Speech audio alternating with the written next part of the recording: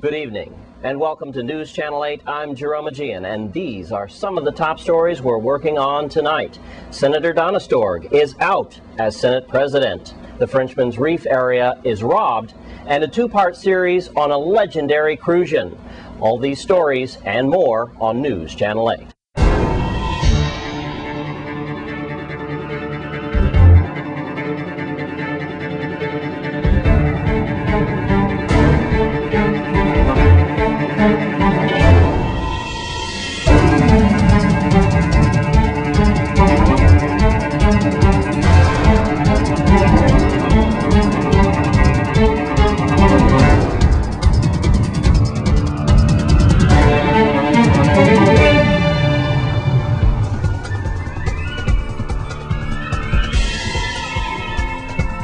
In tonight's top story, the 28th legislature is a mere 4 months old, and already it's in a state of disarray as Senate President Fonzie Donastorg was ousted before his peers. News Channel 8's Lee Carl covers it. Well, it was almost a deja vu for me as I listened to the Senate and heard the information from the Senate.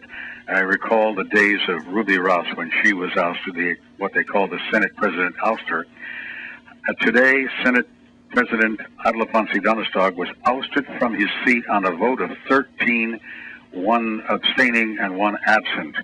The persons in charge, the Senate, decided they were releasing him from his seat, and to do that, they had to put young Senator Sanas in the seat temporarily while the motion was made. After the motion was made and the vote was taken, placed in the seat was the Senate Vice President, young Senator Michael Thurland. The Vice President, the person who took over that role, is Senator Louis Patrick Hill. The interesting part about this is the Senate went right on handling business. As a matter of fact, as I'm talking to you right now, Senator Usi Richards is talking about a number of bills. Senator Dow, before that, Senator Wayne James, Neville O'Reilly, and even Neville James. We're talking about other bills, although James made the comment that he believes this was been the embarrassment. If we can remember the press conference in which Fonzie was installed as a Senate President, he said, "We have egg on our face." That was the quote he made, and he said, in no certain terms, people are looking at us and laughing at us. However, he apparently was one of the persons that voted in the majority to oust Fonzie and the Senate President Fonzie Donastorg. So as it stands at this time, and I'm giving you this unofficially, we'll probably have a statement from the legislature on this. Senator Donastorg has been removed as president. In his place has been placed the former vice president, now the president pro tem, Senator Michael Thurland, and serving in the place of Thurland as vice president is Senator Louis Patrick Hill. All the other officers seem to remain in place. In St. Thomas, Lee Carl for News Channel 8. Coming back here on St. Croix, the 5th homicide suspect has been arrested in connection with the Lorraine Village murder. News Channel 8's Wes Small gives us that story and your crime report. All right, thanks a lot, Jerome. Here's what's going on with the crime blotter. A 5th suspect has now been arrested with the murder that happened in Lorraine Village. You might remember that. Yesterday before dawn, 30-year-old Mustafa Ichima Williams and 31-year-old Charles Lord was arrested. That with a joint effort of forensics, K-9, and special ops. Arrested, murder, first degree, and also charged with controlled substance was 30-year-old Mustafa Williams. His bail, $300,000. 19-year-old George Ronald Simpson, you might remember, was shot dead in Lorraine Village, and that happened January 23rd. Also arrested Charles Lord. He's 31 years old, better known as Shaka. He was charged with an unlicensed firearm, controlled substance. He had a .40 caliber handgun and some marijuana here. You are looking at some pictures of confiscated marijuana.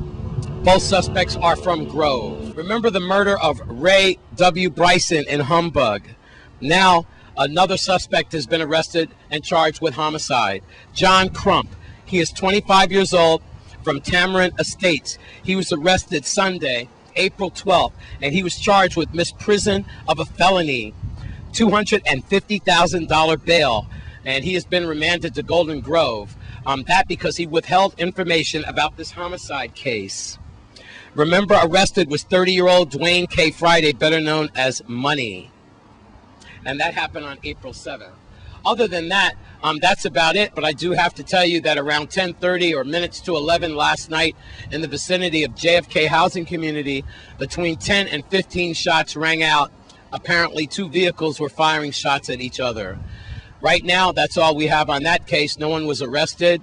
Police and forensics are looking at that area last night and probably this morning as they were looking at spent shells. No one was hurt that we know of, and no one was arrested. With that, that's the Crime Blotter, Jerome. I'm Wes Small for News Channel 8. Thanks, Wes. And turning back to St. Thomas, where Frenchman's Reef area was the scene of the latest robbery on Rock City. News Channel 8's Lee Carl from St. Thomas reports. At Marriott Frenchman's Reef, but none of the people that were staying there even knew it was happening. It was the target of a robbery shortly before noon on Wednesday when an unidentified man entered the office and took an undisclosed amount of money from the employees and the safe. No one hurt in the operation, said the manager, and the police indicated that the man demanded money from the two employees and fled after removing the money from the safe. He may have escaped through a back exit. Several police units, including Investigation Bureau detectives and special ops, came on the scene. Robber wore a mask, carried a gun, described as being 5'8", 5'9", brown complexion, low haircut, wearing a black T-shirt, blue jeans. The manager, hotel executive, said that the guests were unaware that it was all happening. The hotel security officers were on duty, and they and the hotel staff cooperating fully with the police. As always, the safety of the guests and associates were the primary concern, said the executive.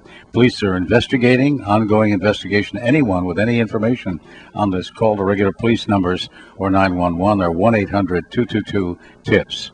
In St. Thomas, Lee Carl for News Channel 8. Thanks, Lee. And early this morning, reports came into News Channel 8 of what was thought a plane crash on the west end of St. Croix. Thankfully, that was not the case, and News Channel 8's Wes Small investigates and reports from the scene in Hams Bluff.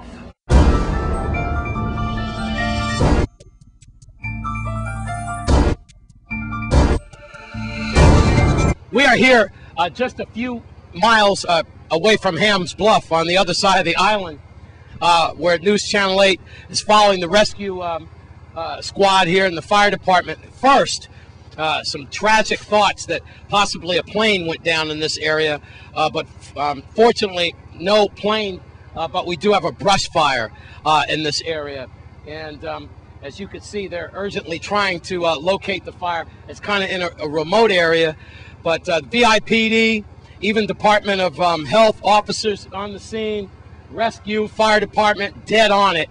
I want to remind you, we have certainly not had enough rain recently. We are getting ready to get into the drought season, and we want to remind you to be real careful when it comes to fires and things like that, brush fires. We're coming into that season.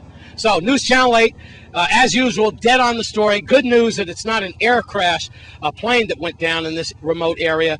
But the bad news is brush fires will certainly be on the rise. So please pay close adherence to the rules and regulations from the Virgin Island Fire Department and the police. Be real careful about the brush fire. So far, that's all we know. If we find out more information about exactly where this fire is and what the complications are, then we'll get that to you. This is just happening right now as we speak. I'm Wes Small near Hams Bluff for News Channel 8. Thanks, Wes. And stay with us on News Channel 8. We have more news up next.